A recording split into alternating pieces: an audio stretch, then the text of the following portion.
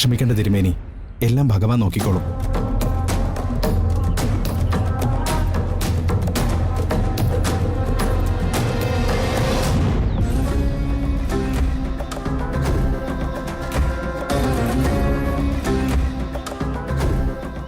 എന്താ തിരുമേനി, വിധി വന്നില്ലേ ഇതുവരെ? ഗംഗാധരൻ ജയിച്ചു അല്ലേ? അതിന് എന്റെ മോളെ കരുവാക്കണമായിരുന്നു. അർഹതയില്ലാത്തത് ചുമക്കുമ്പോ ആലോചിക്കണമായിരുന്നു. എപ്പോഴെങ്കിലും ഒരിക്കൽ അത് താഴെ വീഴുമെന്നു.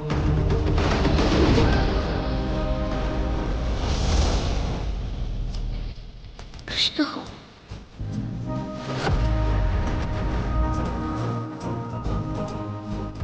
കൃഷ്ണ, കൃഷ്ണ. മകളായി സ്വീകരിച്ചതും വളർത്തിയതുമൊക്കെ നിങ്ങളുടെ ഇഷ്ടം. പക്ഷേ അത് നാട്ടുകാർ സഹിക്കേണ്ട കാര്യമില്ലല്ലോ. പൂജാദ്രവ്യങ്ങൾ തയ്യാറാക്കിയതും പ്രസാദ വിതരണം നടത്തിയതുമൊക്കെ കുലവും ഗോത്രവും അറിയാത്ത ഒരുത്തിയാണെന്ന് പറയുന്നത് നടയിൽ തൊഴുത ഭക്തജനങ്ങൾക്കും പാപമാണ്. ഗംഗാധരന് ഓർമ്മയുണ്ടോ? അവളെ നമ്മൾ കണ്ടെടുക്കുമ്പോൾ അവളുടെ കഴുത്തിൽ ശ്രീകൃഷ്ണ ഭഗവാന്റെ ഒരു മുദ്ര ഉണ്ടായിരുന്നു. അതുകൊണ്ട് അവൾ ഈ ലോകത്ത് എല്ലാവർക്കും തുല്യാകൂ. ദേ, ആയിരിക്കുന്ന കമ്പറ്റ് കഴിഞ്ഞ് എഴുന്നേറ്റാലുണ്ടല്ലോ, എന്നേക്കുമായി ദേവനാരായണൻ തിരുമേനി ഈ ക്ഷേത്രത്തിന്റെ പടിക്ക് പുറത്താ. എന്നിട്ടും അഹങ്കാരത്തിനൊരു കുറവുമില്ല.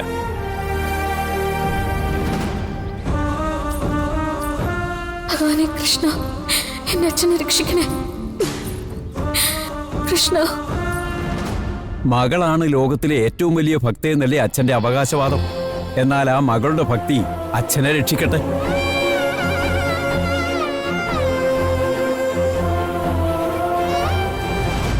കൃഷ്ണ,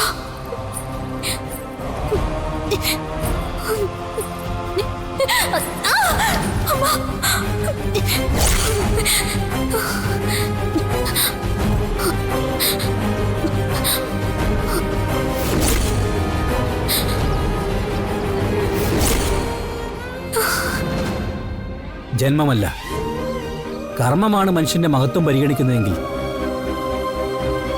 എന്റെ മോളുടെ കർമ്മമാണ് പരിഗണിക്കുന്നതെങ്കിൽ അവൾ എല്ലാവർക്കും മേലെ തന്നെയാണ്. എന്നാ പിന്നൊരു കാര്യം ചെയ്യേ, ശ്രീകോവിലിൽ കയറി കൃഷ്ണവിഗ്രഹം പിഴുതു കളഞ്ഞിട്ട് മോളെ കൊണ്ടുവന്ന് അവിടെ പ്രതിഷ്ഠിക്കേ.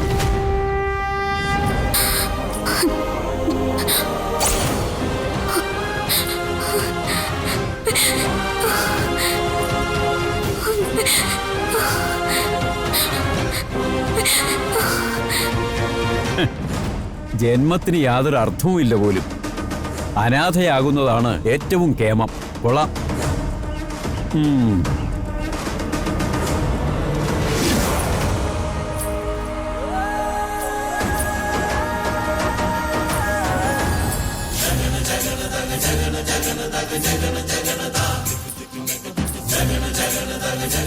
തളർന്നോ?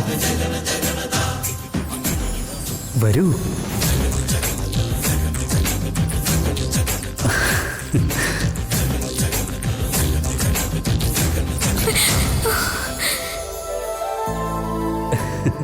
വരൂ, കയറി വരൂ. ഇനി കുറച്ച് ദൂരമേ ഉള്ളൂ, കയറിക്കോളൂ.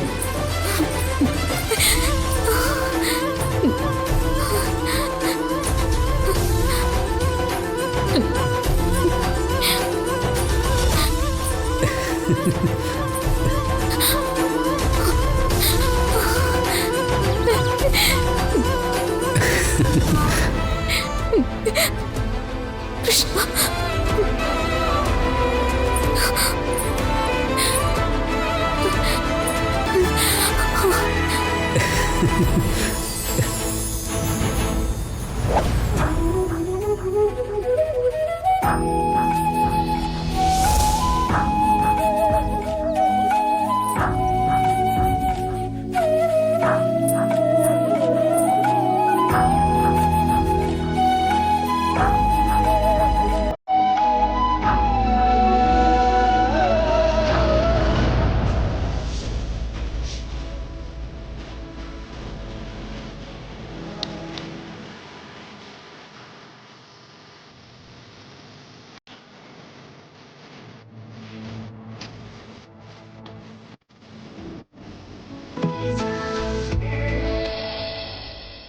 കൃഷ്ണ, ഈ ജീവൻ അങ്ങേക്കെടുക്കാം. എന്നെ സ്നേഹിച്ചവർക്കാർക്കും ഒരു ദോഷവും വരുത്തരുത്. ഞാൻ എന്നെ തന്നെ ഭഗവാന്റെ മുന്നിൽ സമർപ്പിക്കാം.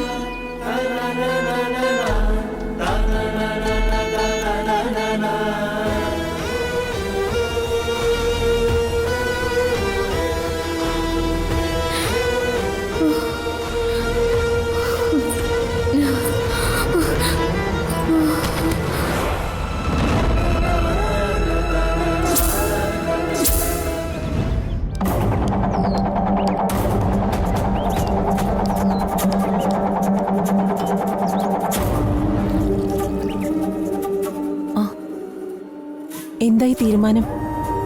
എന്തു പറഞ്ഞു കമ്മിറ്റിക്കാര്? ദേവ, എന്താ നീ ഒന്നും പറയാത്തത്? പറയാം. തിരുമേനി, ഇത്രയും നേരം ഇവിടെ നീണ്ടു നിൽക്കുന്ന വാദപ്രതിവാദങ്ങളായിരുന്നു. സർവൈശ്വര്യ പൂജ ചെയ്യാൻ രാധിക എന്ന പെൺകുട്ടിയെ നിയോഗിച്ചതിനോട് കമ്മിറ്റിയിൽ ഒരാൾക്ക് പോലും യോജിപ്പില്ല.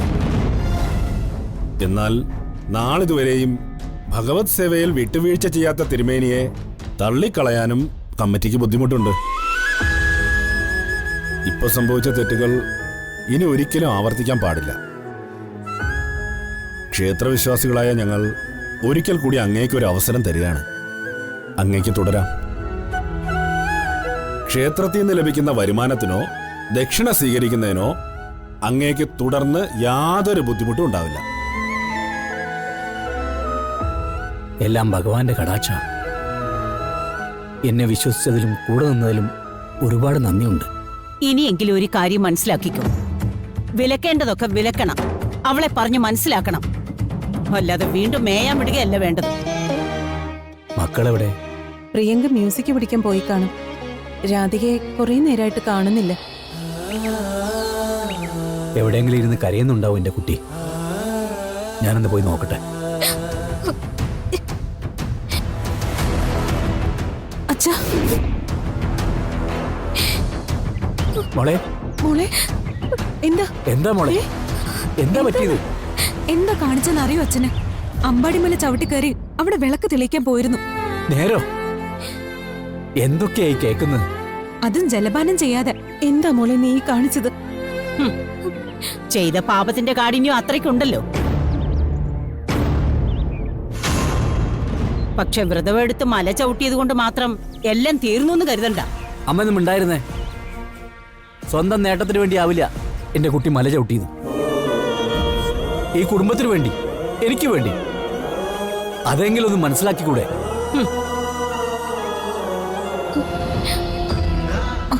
അതൊക്കെ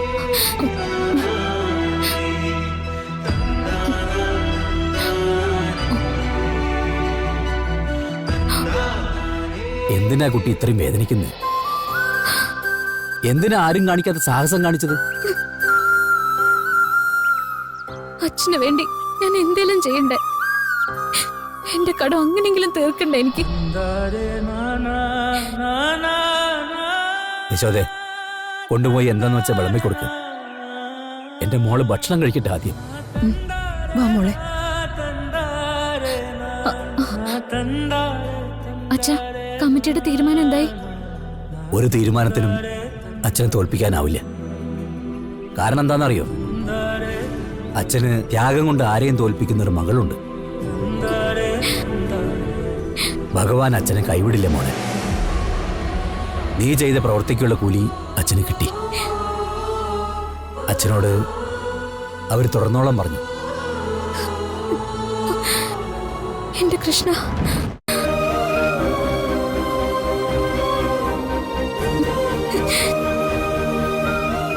ജന്മത്തിന്റെ കണക്ക് ആര് പറഞ്ഞാലും നീ അച്ഛന്റെ പൊന്നുമോളാ.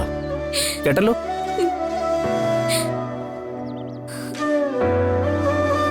അച്ഛാ,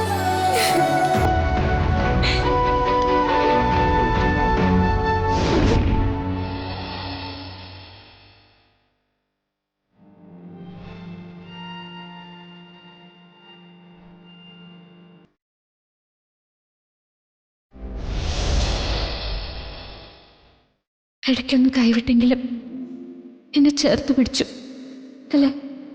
പക്ഷെ എനിക്കറിയാട്ടോ, തളർത്തിയതൊക്കെ കൂടുതൽ കൂടുതൽ കരുത്ത് കിട്ടാൻ വേണ്ടിയിട്ടാണ്. ഇപ്പം എൻ്റെ മനസ്സിന് എന്ത് കരുത്താന്നറിയോ? അച്ഛൻ പറഞ്ഞത് കേട്ടോ, ലോകം മുഴുവൻ തള്ളി പറഞ്ഞാല് ഞാൻ അച്ഛൻ്റെ മോളാണ്. എനിക്കത് മതി. എനിക്ക് എങ്ങോ അത് തന്നാ മതി കൃഷ്ണ.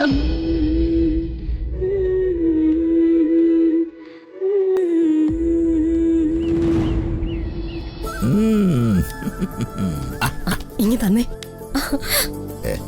ദേ നോക്കി. ഇത് കൊള്ളാല്ലേ?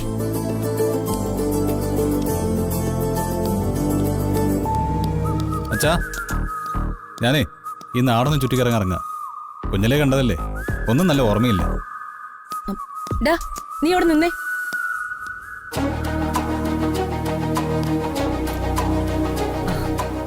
ദേ ഈ ഫോട്ടോസ് ഒന്ന് നോക്കി.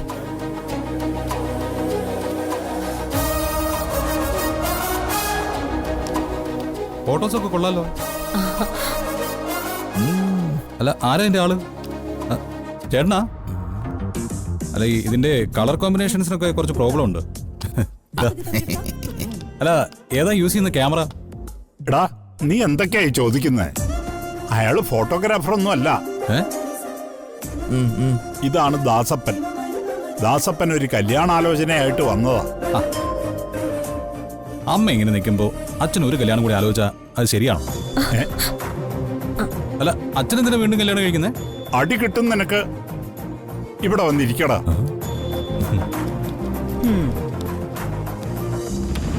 മോനെ, ഇതിപ്പോ അത്യാവശ്യമായിട്ട് നമ്മൾ ഈ നാട്ടിലേക്ക് വന്നിരിക്കുന്നത് ഒരു നല്ല കാര്യത്തിനാ. നിന്റെ വിവാഹം നടത്തണം. ഈ നാട്ടിൽ നിന്ന് നിനക്ക് ഇഷ്ടപ്പെട്ട ഒരു പെൺകുട്ടിയെ കണ്ടെത്തണം. എന്ന് പറഞ്ഞാൽ വരുണിന്റെ കറക്കം തീർക്കണം. ഇനി കുറ്റിയിൽ കെട്ടിയിടണമെന്ന്. നിന്നെ ആദ്യം തല്ലേണ്ടത്. കൂടെ നടന്ന് നല്ലത് പറഞ്ഞു കൊടുക്കുന്നതിന് പകരം ഇങ്ങനെയൊക്കെയാണോ പറയേണ്ടത്?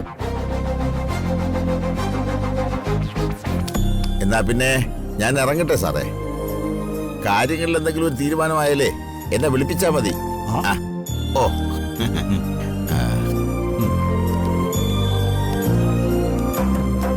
ബിജുവേ, നമ്മള് പോവാന്ന് പറഞ്ഞ കുന്ന് ഏതാ? മൈലാഞ്ചി കുന്നു. ആ, ഇറങ്ങാം. ഇപ്പൊ ഇറങ്ങിയാ ഡേ ലൈറ്റ് കറക്റ്റ് ആയിരിക്കും. വാ പോവാ. ഓട്ടാച്ചാ, നീ അവിടെ നിൽക്ക. പറഞ്ഞുകൊണ്ടിരുന്ന കാര്യത്തിനൊരു തീരുമാനം പറഞ്ഞിട്ട് പോയാ മതി. രാവിലെ അമ്മ കാപ്പി തരാൻ എന്റെ മുറിയിൽ വന്നപ്പോ എന്താ പറഞ്ഞേ? എന്റെ കുട്ടികളി മാറിയിട്ടില്ലെന്നല്ലേ? അപ്പോ കുട്ടികളി ഒന്ന് മാറട്ടെ, എന്നിട്ട് മതി കല്യാണം. അതെ, ഈ ബാലവിവാഹം തെറ്റാണച്ചാ. കണ്ടോ, അവൻ ഒഴിഞ്ഞു മാറിയത് കണ്ടോ? താൻ പേടിക്കണ്ട, പറഞ്ഞ് മനസ്സിലാക്കി ശരിയാക്കി എടുക്കാം നമുക്ക്. എന്തായാലും ഇത്തവണ തിരിച്ചു പോകുന്നതിന് മുമ്പ് നമ്മൾ അവന്റെ വിവാഹം ഉറപ്പിച്ചിരിക്കും. ഉറപ്പല്ലേ? ഉറപ്പാടോ?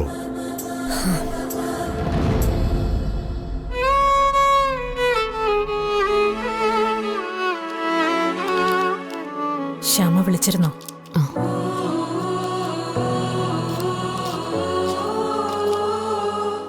ചേച്ചി, ഐശ്വര്യമായിട്ട് ഇത് അയച്ചു കൊടുക്ക.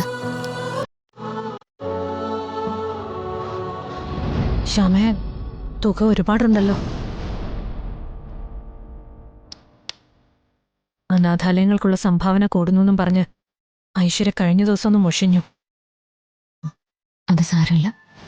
ആ, ഞാൻ വേറൊരർത്ഥത്തിൽ ചോദിക്കുന്നതല്ല കേട്ടോ. ഉള്ളതൊക്കെ ഇങ്ങനെ കൊടുത്തു തീർക്കാനാണോ ഉദ്ദേശം?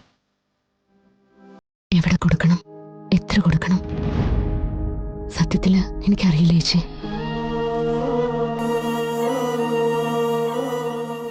ഉള്ളിൻ്റെ ഉള്ളിൽ എൻ്റെ ഒരു തോന്നലുണ്ട്, എവിടെയെങ്കിലും ഒരു അനാഥാലയത്തിൽ എൻ്റെ മോള് വളരുന്നുണ്ടാവും. ഈ പണം ചെന്നെത്തുന്ന ഓർഫനേജിൽ എവിടെയെങ്കിലും അവളുണ്ടെങ്കിൽ ഒരുള്ള ചോറെങ്കിലും അവൾക്ക് കിട്ടുമല്ലോ, അവളുടെ അമ്മയുടെ വകയായിട്ട്. പറഞ്ഞു കേട്ടിട്ടുണ്ട്. അനാഥാലയത്തിൽ വളരുന്ന ചില കുഞ്ഞുങ്ങൾ അച്ഛനോടും അമ്മയോടും ഉള്ള തീർത്താ തീരാത്ത വൈരാഗ്യമായിട്ടാ വളരുന്നതെന്ന്. എന്നെങ്കിലും എന്നെ തിരിച്ചറിയുമ്പോൾ വെറുപ്പോടെ വന്ന് നിൽക്കും എന്റെ മോള് എന്റെ മുന്നിൽ. ശ്യാമേ, എന്തിനാ ഇങ്ങനെയൊക്കെ ചിന്തിച്ചു കൂട്ടുന്നേ? ആ മോൾ എന്ത് വന്നാലും ശ്യാമയുടെ മനസ്സ് കാണാതെ പോവില്ല. തനിക്ക് ജന്മം നൽകിയത് ഇത്രയും നല്ലൊരു അമ്മയാണെന്ന് അവൾ അഭിമാനിക്കുക തന്നെ ചെയ്യും.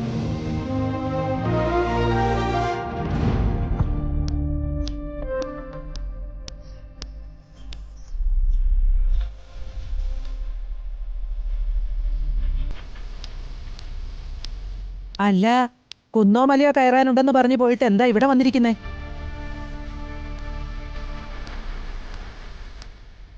എന്തു പറ്റി? മുത്തശ്ശി ഒന്നും അറിയാത്ത പോലെ സംസാരിക്കല്ലേ. മുത്തശ്ശി കൊണ്ട് അറിഞ്ഞിട്ടല്ലേ ഇവിടെ ഏർപ്പാടൊക്കെ നടക്കുന്നത്? എന്ത് ഏർപ്പാടിന്റെ കാര്യാടാ? രാവിലെ തന്നെ അച്ഛനും അമ്മയും കൂടെ ഒരു കെട്ട് പെൺകുട്ടികളുടെ ഫോട്ടോ ആയിട്ട് വന്ന് നിൽക്കുക.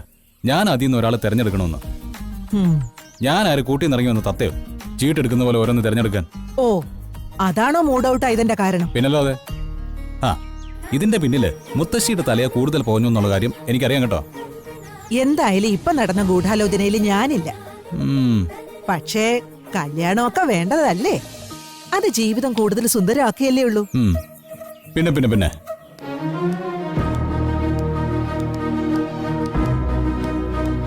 നിന്റെ പെണ്ണിനെ ഇടയ്ക്ക് ഞാനും സ്വപ്നം കാണാറുണ്ട്. കൃഷ്ണന്റെ രാധയില്ലേ, അതുപോലെയാ. അതിനി അത്രയും കാലം പുറകോട്ട് പോണ്ടേ? അതൊന്നും വേണ്ട. രാധയുടെ മനസ്സ് സ്വഭാവമുള്ള ഒരാള് എവിടെയോ നിനക്ക് വേണ്ടി ഇരിപ്പുണ്ട്. എന്തൊക്കെയായാലും ഈ ഫോട്ടോ നോക്കി കറക്കി കുത്തുന്ന ഏർപ്പാടൊന്നും ഞാനില്ല. ഞാൻ അറിയുകയും എന്നെ അറിയുകയും ചെയ്യുന്ന എനിക്ക് ബോധിക്കുന്ന ഒരു പെണ്ണിനെ അല്ലാതെ സത്യമായിട്ടും ഞാൻ കെട്ടാൻ പോകുന്നില്ല. അത്രയല്ലേ ഉള്ളൂ. അത് നിന്റെ അച്ഛനമ്മമാരെ ഞാൻ പറഞ്ഞു മനസ്സിലാക്കിക്കൊള്ളാം. പക്ഷേ ഉത്തരവാദിത്വത്തോടെ നീ ചെയ്യേണ്ട ഒരു കാര്യമുണ്ട്. എന്താ? നീ പറഞ്ഞതുപോലെ നിനക്ക് പിടിക്കുന്ന, നിന്നെ മനസ്സിലാക്കുന്ന ഒരു പെണ്ണിനെ ഒട്ടും വൈകാതെ നീ തന്നെ കണ്ടുപിടിക്കണം. എന്നാ പിന്നെ വൈകണ്ട, തിരക്കി തുടങ്ങിക്കോ. ഓ, എന്റെ പൊന്നു മുത്തശ്ശി, ഇതായിരിക്കണം മുത്തശ്ശി എന്ന് പറഞ്ഞ. അച്ഛനും അമ്മയും ഉണ്ടാക്കിയ ടെൻഷൻ മൊത്തത്തിലങ്ങ് പോയി. ഇനി ഞാൻ ഇറങ്ങി ഒന്ന് തപ്പിയിട്ട് വരാം.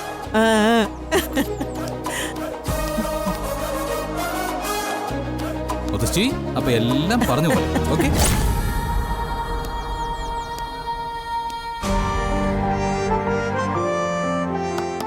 പ്രിയേ, പ്രിയേ, എന്താ? നിനക്ക് ചായ വേണ്ടേ? എനിക്കിപ്പോ ചായ ഒന്നും വേണ്ട, ചേച്ചി പോയേ. നിനക്കുള്ള ഭക്ഷണം ഞാൻ മേശപ്പുറത്ത് വെച്ചിട്ടുണ്ട്. ഞാൻ കുട്ടികളെ ഡാൻസ് പഠിപ്പിക്കാൻ വേണ്ടി പോവാ. ചേച്ചി പോയിക്കോ, ഞാൻ എടുത്ത് കഴിച്ചോളാം.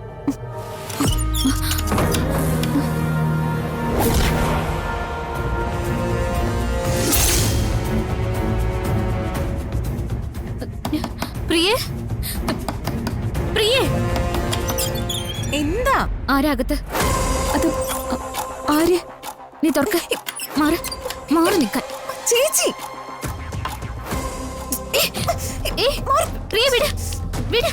പ്രിയ കട്ടിലിനടിയിലാരാ? വെറുതെ എന്നെ സംശയിച്ചിട്ടുണ്ടല്ലോ. പോവാൻ പറഞ്ഞ അത് കേട്ടാ മതി. അങ്ങനെ ഇപ്പൊ ഞാൻ പോകുന്നില്ല.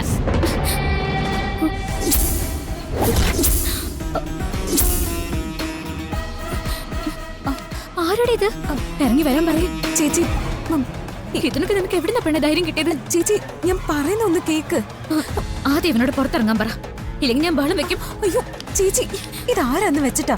ശരത്ത് വഴിയാ ഞാൻ ഓഡിഷന് പോകുന്നതും സിനിമയിൽ ട്രൈ ചെയ്യുന്നതും ഒക്കെ. അതിന് അച്ഛനും അമ്മയും മുത്തശ്ശിക്കുള്ള ഈ വീട്ടില്, അത് നിന്റെ മുറിയില്. ഞങ്ങള് ചുമ്മാ ഇവിടെ നിന്ന് സംസാരിക്കായിരുന്നു. ചേച്ചി വന്നപ്പോ പേടിച്ചിട്ടാ ഞാൻ ശരത്തിനോട് കട്ടിലിനടിയിൽ ഒളിക്കാൻ പറഞ്ഞേ. ഇറങ്ങി പോവില്ലേ?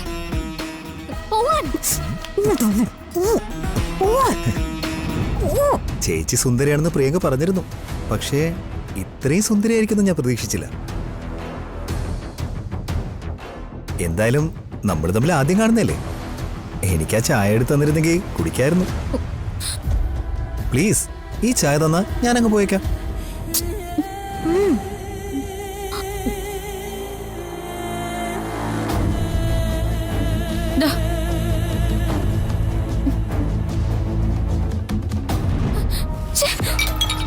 എന്താ അവിടെ? അത് എന്റെ പൗഡർ ടിന്ന് വീണതാ മുത്തശ്ശി. പ്രിയ ഇവനോട് ഇറങ്ങി പോവാൻ പറ. ശരത്തെ നീ വെളിയിൽ വെയിറ്റ്, ഞാൻ വന്നോളാം. പോ. ഇന്ന് ചായ മിസ്സായി, നമുക്ക് പിന്നെ കുടിക്കാം. ഒന്ന് പെട്ടെന്ന് പോ.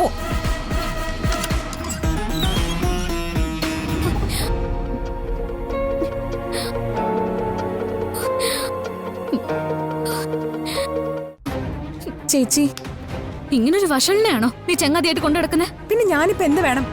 ശരത്തിനെ കണ്ട മിണ്ടാതിരിക്കണോ? അതോടെ എന്റെ ഭാവി തീർന്നു കിട്ടുമല്ലോ. അല്ലെങ്കിലും ഞാൻ നല്ല നിലയിലാവുന്നതില് അത്രയ്ക്കൊന്നും താല്പര്യം കാണില്ല ചേച്ചിക്ക്. നീ എന്താ അങ്ങനെ പറയുന്നേ? പിന്നെ ഞാൻ എങ്ങനെ പറയണം? അസൂയ ഉണ്ടാവും. ഒരു കാര്യം ഞാൻ പറയാം, എന്നെ ഒരുപാട് ഉപദേശിക്കാനൊന്നും വരണ്ട. അതിന് അർഹതയുള്ളവര് അത് ചെയ്തോളും. ചേച്ചി പോവാൻ നോക്ക്.